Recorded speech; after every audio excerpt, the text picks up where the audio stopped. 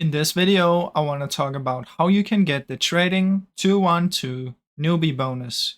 Now, usually you get this when you sign up. So when you sign up a new account, what you want to do is either on your phone or on the website, head over to the settings button and inside of there find promo code.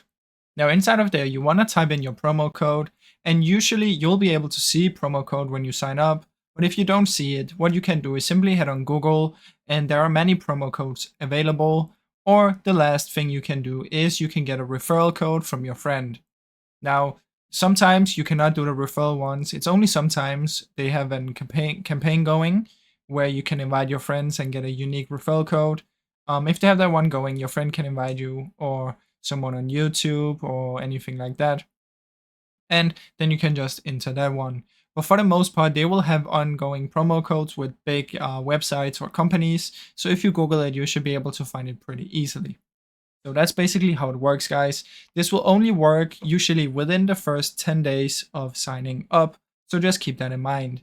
Now, I hope you enjoyed this short video. If you did, please leave a like and subscribe as it helps me out a ton. Thank you so much for watching.